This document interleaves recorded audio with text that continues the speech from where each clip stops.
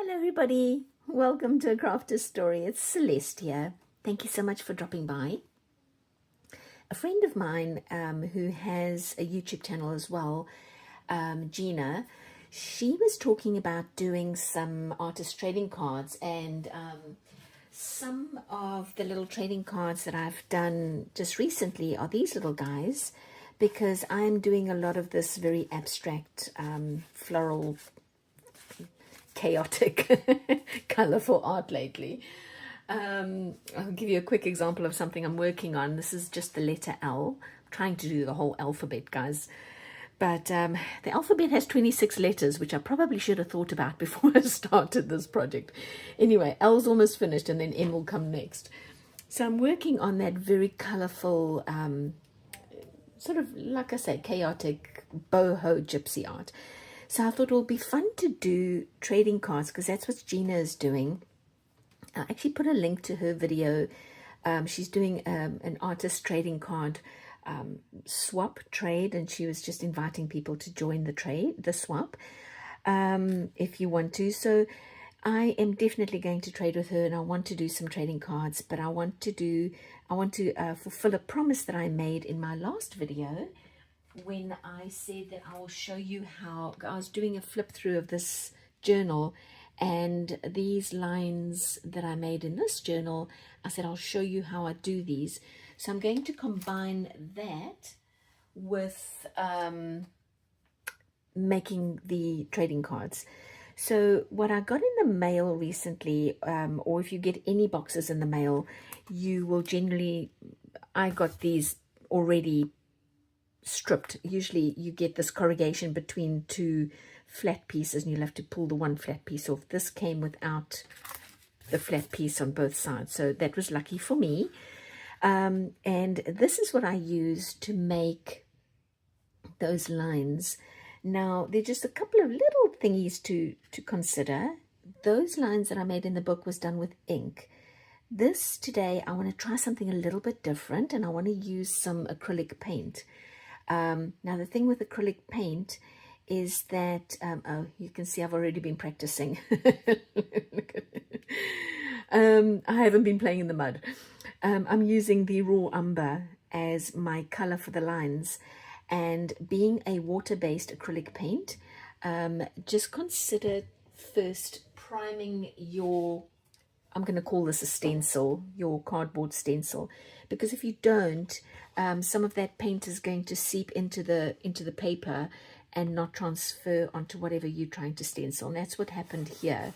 I didn't realize till afterwards. I couldn't quite figure out why it wasn't transferring, but I realized afterwards. And then this one, once I had primed the stencil, worked a little bit better, but this one moved, so it's got a little bit of a sort of shadowy look. Anyway, that was my practice. And then I just did this one. It's a little bit wet, and I think I overdid it on the paint. So I'm learning a little bit on how to use acrylic paint instead of ink on this stencil. So just to know that you have both options. I have some 140-pound watercolor paper here. I buy mine in a pack of 50 from Walmart. It's just really cheap. Okay, so let's do this one together. And when I say cheap, I think it's 50 sheets for about $11, and they are 9 by 12, I think. So is it? Yeah, it's 9 by 12. Okay, so I'm going to put some of this paint down. I've obviously used this stencil, cardboard stencil, a few times, so I feel like it's primed. And I'm going to use, first I used a brayer, which also, it didn't really put enough of the paint down, I felt like. So I'm going to use my foam brush and just get some of this paint. I probably shouldn't be pushing down. Oh man, did you see what I just did? I pushed down. I shouldn't have done that. Let's see if I can squish these little things back up, because if I squish them down, then it won't be on the same level as the other, what would we call these things? striations, lines, stencil lines, all of the above. Okay, I think hopefully that I have enough paint. I kind of feel like I don't, so I think I'm going to put a little bit extra, probably a little overkill, but let's try that anyway. Maybe I can go this way, different directions, make sure I've got all of the lines that we want to print covered with the paint. And you would do the same thing with ink if you were using ink. Let's see, I think that should do it. Let's see. Okay, so I've cut this piece of paper to be more or less the same size as my stencil. It's a little bit shorter than the stencil, but that's okay. I think there we go. And also in my previous attempts that I showed you, I was a little too hasty to pick up the stencil. So this time I am just going to press lightly, but really kind of see if I can make sure, excuse me, that I have all my lines touching my white paper underneath, and in that way getting all these lines down. Now the ink doesn't run quite as much, and you'll have to prime this with ink as well, just side note. But the ink gives me a finer line than the acrylic paint does. And at first I thought, when I did this one and I saw all these very thick lines at the top, I thought, oh no, that's not so cool. You know, it doesn't leave me a lot of white space to write on. And then I thought, well, why do I have to write on the white space? Why can't I write on the brown space? You know, so maybe just think a little bit outside the box if you have that. And there's your trading card, for instance. Just write on the brown space, or come in with white paint and widen the white space. Just don't allow what might look like an imperfection to take away from what you're doing. I think you can always, there's always a workaround with these things. Okay, so let's see how we did. I'm going to pull it up this way, and hopefully it's almost like a jelly print, right? Except it's not. Oh, I like it. Oh, not bad. Not bad at all. Okay, nice. I like that a lot. I'm going to have to leave this to dry, but once it is dry, I am going to work on the other side to do some some design, and then I can cut this up, and I have 4 trading cards. This side of my line side has now dried, so I can go ahead on the other side and start doing a little bit of decorating. So I've gone ahead and put a very simple design on here. I just did it off camera because I find that I can concentrate a little bit more. My brain doesn't talk and do stuff very well. But it's a simple design, but there's a lot on the page. So it's going to take me a little while. And I think what I should probably do is I can get started while I'm explaining myself. I'm going to use my acrylic, well, I don't think these are acrylic paint pens, honestly. I think they're just sort of water-based markers. They don't have a name. I bought them online. I just really like them, and whenever I see this square design of marker, and if they're inexpensive at the time, I try to pick some up. And I have got quite a collection now, which I'm very happy about, because on the watercolor paper, since I think these are probably water-based markers, I don't think they're oil-based, it works really well on my watercolor paper. and they've lasted so long, which is pretty impressive too, since I've used them so much. I showed you earlier that letter L that I'm doing, and I've done, what's it, A, B, C, D, E, F, G, H, I, J, K, L. So that's 12 letters already, and they're doing really well. They're not, as you can see, I'm using them now. So yeah, if you ever see this sort of square design type marker, I have seen them on Amazon and some of them to sort of discount sites as well. You might want to pick some up. All right, let's see. I'm going to work with you for a little while and then probably put the camera on double speed, and that way we can get through this together, and then we can cut these up. And it's not going to matter to me once I've completed this design. It's not going to matter to me if I cut through the middle of the flower or through the middle of the leaf, because it's not a whole image. I don't know if I'm, I think I'm making sense. I don't always make sense to myself. But it's not a whole image. It's almost like an abstract image. And so it's not really going to matter if you slice through the middle of that heart or the flower or the leaves or the circles. Because I think you see more. I don't know. I just don't think it matters.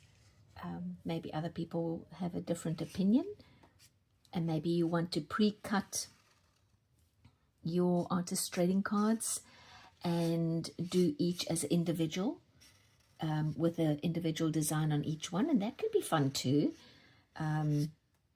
Definitely something you could try. So this just happens to be, I like to, because this way I can sort of bulk produce, I suppose. I mean, I'm only making 4 in this one, but I could always photocopy this design and maybe make a few more, like 4 more, if I could photocopy on cardstock. My printer doesn't like me photocopying on cardstock. Not sure why, and it could just be the age of my copier. I've had it for quite some time, but I suppose I could go to a print shop. I don't think they charge very much, and ask them to do a few copies for me, or the library, maybe the library even, I could do a few copies. So I have options if I wanted to, but I like making small batches and making many, so I probably will just make another batch of 4 with, you know, because I've got 4 of these now, and we should maybe go down here. Okay, you guys, let me see. I think I'm going to put this on double speed and see how quickly I can get this done.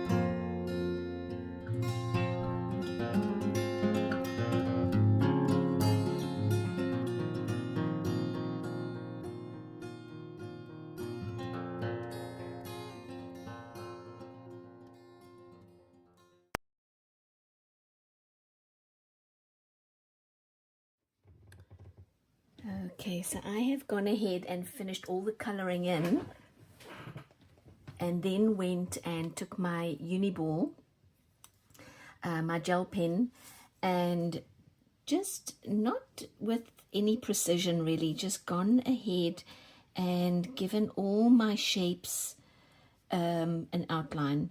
So I just wanted a little bit of definition. So that's done. I think I can still add a little bit more, you know, just so that there aren't these huge empty spaces. And put in a line here or a line there, because places like here, the colors are so similar as well, with the exception of the blue, of course. I thought maybe I can take my a white marker, a white paint pen, and just go in with some pattern there. Maybe I can do like a little stitch line up the side. Doesn't even have to be all the way around. What about a little flower here? Can you guys see? It's a little, just to fill in some empty space. And now you can do this now before you cut up this big sheet into 4 little ones, or you can do it afterwards and see what looks good later. So let's see, maybe I just do another line here like that. This is a paint pen. Let me get this out and see. Because I don't think the black will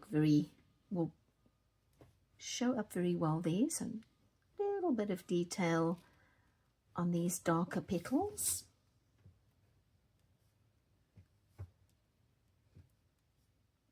A couple of dots maybe. So you see, you guys, it really isn't about fine art. It's just about maybe going on Pinterest or one of those places and finding ideas. I do that a lot. I go on Instagram, I go on Bing Images, on Pinterest. I look through the coloring in books in the dollar store. You know, I just everywhere that I can, where I might get an idea, maybe an idea for a new flower shape, or maybe a new pattern, a new color combination, anything. Just, I suppose what I'm saying is be open. Just be open to seeing more shape and color. And when you get into the habit, once you're in the habit of looking, you'll be amazed. I mean, I'll be walking through the mall. I think my family, when we go to the mall, we don't get very far because I'm always stopping, going, oh, look at that, oh, look at that, and taking photos of things. But that's just because I've gotten into the habit of finding inspiration in the little things, right? So just my little bit of advice, I suppose. I put in a lot more of these circles because there was so much white space, and I don't honestly have to fill everything in now, because I can, as I said earlier, fill them in later. I think I will have to, otherwise this video is going to be super long. Probably stop there. Okay, there's obviously places like here where I can continue to put in patterns and shapes, and I can come back. Making a mess here. Okay, when I start to make a mess because I'm rushing, I think it's time to stop. So I will stop here, but this doesn't have to be the end. This is just, I'm going to now cut it. Let me get my ruler out and my handy dandy knife, and if I'm not mistaken, I have a 6x9 here. So let me do that and go cut it in half to begin with. This. I'm going to stand up for this. Hold on a sec. Here we go. All right. Cut this in half like that, and hopefully I'm not skew. All right, and then I'm going to cut them in half again. I'll do it individually. So this is going to be, I think it's 9. 1, 2, 3, 4, 5, 6, 7, 8, 9. So it's a 4.5. Look at me. 1, 2, 3, 4.5. There we go. Oop. Cut this one in half. What always amazes me when I cut these up is how different they look. 1, 2, 3, 4.5. Is how different they look to the original. They just take on a look of their own, an individuality, which is always so fun to see. I think I'm going to just round the corners, and you can see obviously in some of them there's quite a bit of white space. I feel like there's a lot more I can do on this one. Oh, what did I do? Maybe I got some, oh well, I got some marker color on the other side. I don't think it really matters, that's fine. But I probably got it. Oh no, it's not. It's the pen that went all the way through. Oh, that's interesting. I didn't know to do that. Does it do it here? Oh, it does it there. I didn't realize. I've never actually looked at the back end of my designs, but it actually does go through. All right, so that's something to consider for next time. Maybe I would want to then take this, and maybe I want to make a double, and I'll just paste it down there onto this one, and then I'll have a clean edge. All right, solved that problem. Not a big deal. I thought I picked up paint from underneath, but I've just washed this, so it wasn't that. It was just that these paint pens seeped all the way through, which is kind of surprising to me, because this is 140-pound watercolor paper. I mean, maybe that speaks to the quality of the pen, because it's a very saturated ink, so I guess it's a good thing in a way. I'm looking on the positive side here, guys. All right, so here are my 4 trading cards, and they are now out of order. Can I put them back in order? Does it matter? There we go. I think it's like I think this one goes, yeah, there we go. I got it. Okay, so there is our original, but of course when you separate them, they have very, very different individual looks. And I'm definitely going to be adding to these. I think there's far too much blank space for me. I like something really, really busy, and of course I'm going to rectify the seepage back here by pasting this onto a cleaner sheet. Okay, well, there you go. Thank you so much for sticking with me. Thank you so much for sticking with me through this paint ATC tutorial, and I hope you make these. They are so much fun to do and satisfying. All right, you guys, please give me a big thumbs up if you enjoyed this video, and don't forget to subscribe. It really helps me grow my channel, and I'll see you next time. Bye-bye.